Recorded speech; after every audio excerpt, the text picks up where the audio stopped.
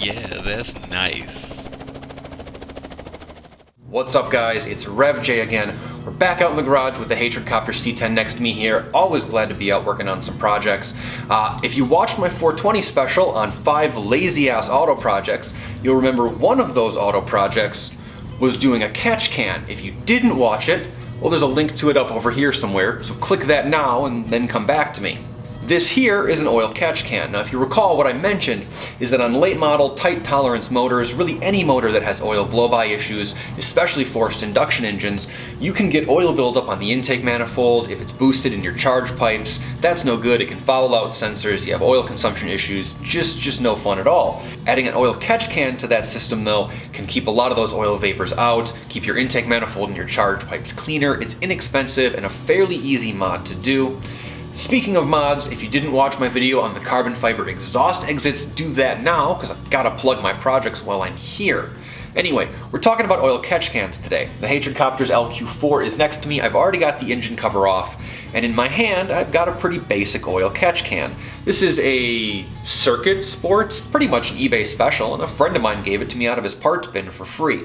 A lot of times when you buy these, they're about 30 bucks, I think, something like that. They're decent quality aluminum. They have vacuum ports on them here with hose barb nipples. This has got, what, 3 on top, 2 on the bottom. At least one of them is a drain. The thing is, the cheap ones, especially when you open them up, it's just a hollow can on the inside. And see, if you think about that, this air only has to go from here to here, and air under pressure or air under vacuum will do that no problem. What's causing any oil at all to build up in the can? Well, the answer is really nothing. See, unmodified, these empty can catches don't really do anything. Now in my case, I've already made one pretty big change, and that is, I've added a little sort of down tube. This is just a piece of 3/8 inch brake hardline affixed to the inside of this lid. See, now when the dirty intake air comes through this side, it has to travel down this intake tube into the bottom of the oil catch. It's a longer distance for the oil to travel and much more of a chance for it to slow down and condense out of the intake air.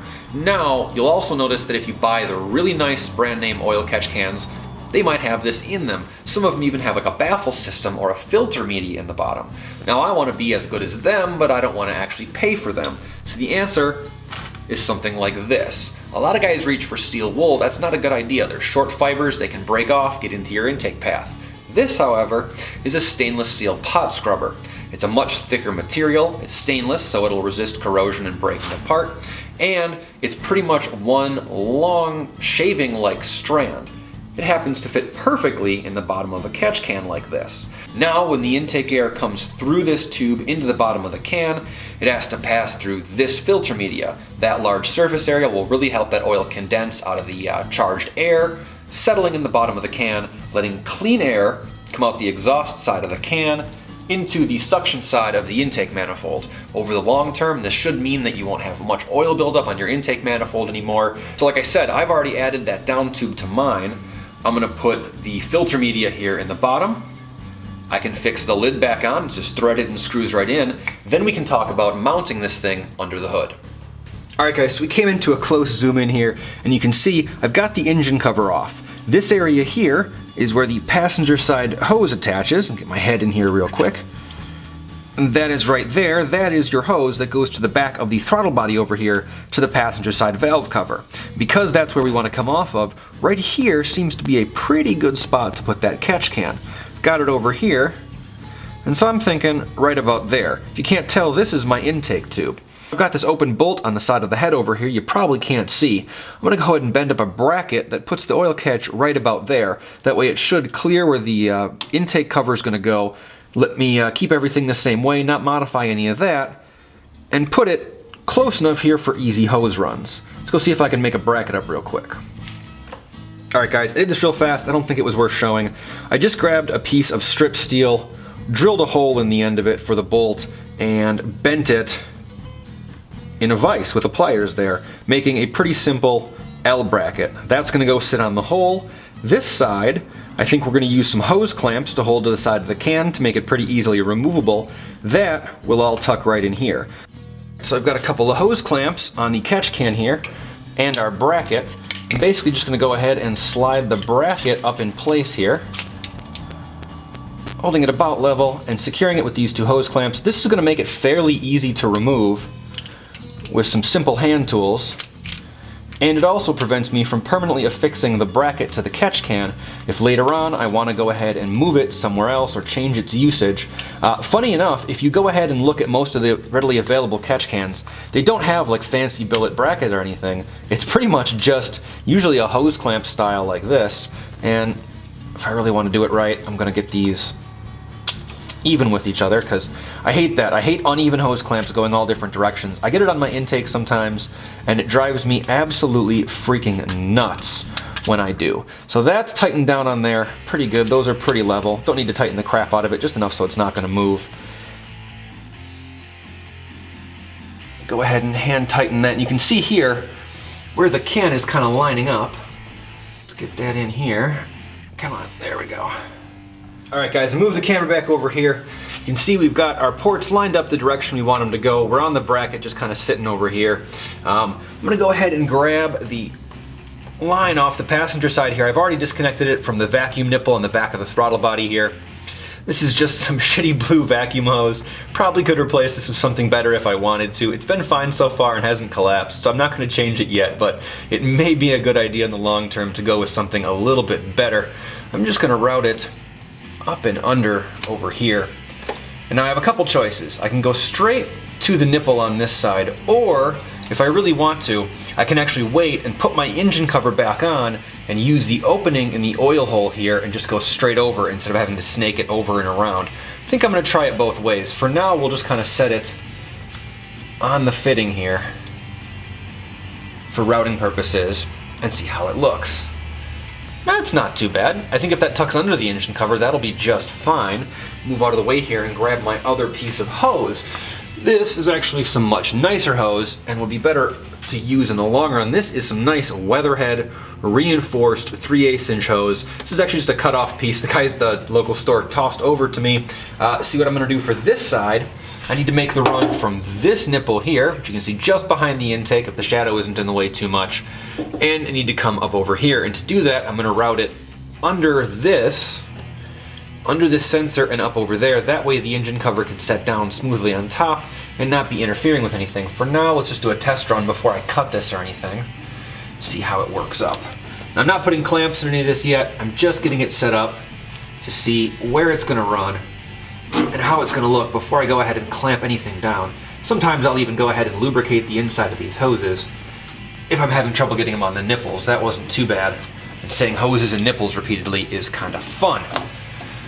Alright, this piece is going to need to be cut down quite a bit here, but it fits up that way pretty easily over to right about there. And to get it fit properly, I'm going to cut it. So let's make sure I got a little bit of movement room if I need it.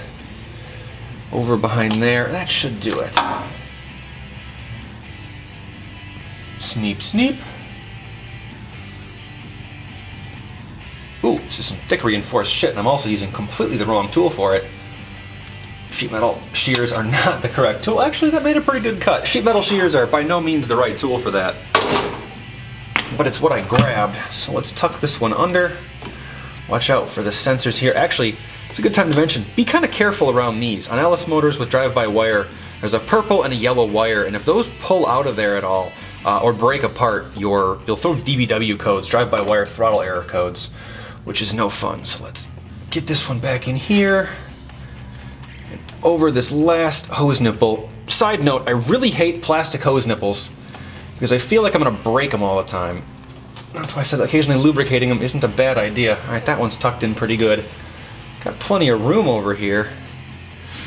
Not bad at all, guys. That routed pretty smoothly. I'm going to have to see how it looks with the engine cover. Let's show you guys what it looks like here. I apologize, it's a little unsteady. I'm holding the whole DSLR rig with one hand here. So there's the can. You can see the bracket that goes behind the intake a little bit. And we've got our passenger side valve cover coming right over here to the intake side of the nipple. That's going to go through the catch can, through our filter media, up over through this nice Weatherhead hose, under the throttle body wiring there.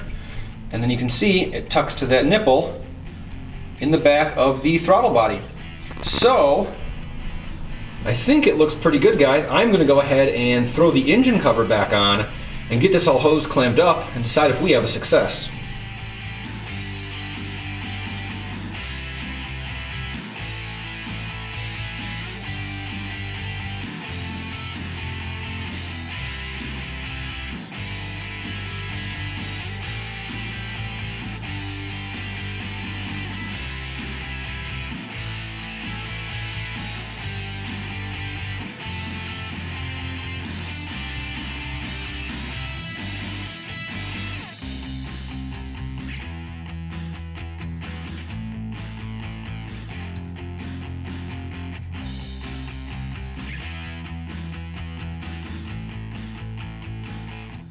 So we've got the catch can on, we've got the engine cover back on, everything clears and looks pretty good. We took a stock cheapy eBay catch can and put some filter media and a down tube in it, so now it works as intended. Talked a little bit about the tech behind it. There is a lot more. There's a lot of stuff on the internet back and forth about catch cans, but it is my experience that they've always been good on all the high performance vehicles I've used, and everyone's pretty much been this style, either designed or modified this way. We bent up a quick bracket, got it mounted on the passenger side head there, all the lines clear, everything seems to run pretty good. I did blow a little air there off camera just to make sure everything circulates okay, and it does, so I can come back and just do any final tightenings as necessary, but it looks pretty good, guys. I think we're gonna call this one a success. Always happy to be back out here in the shop. If you didn't watch the 5 Lazy Ass Auto Projects 420 special that I had this originally mentioned in, go do so now. I'll put it up over here.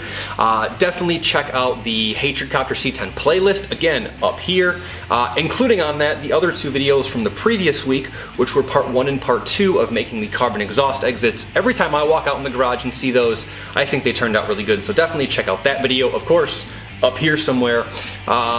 Social media is on the screen. Like, comment, and subscribe. Check out all that good stuff. Instagram, Twitter, whatever. Let me know if there's anything you want to see. Post a comment below. And there's always more, guys. More automotive content, more sneaker content, more time out here in the garage, more time with a few other projects, just more everything, like I said last time. Thanks for watching, guys. I'm going to call this one a success. We'll see you next time, guys.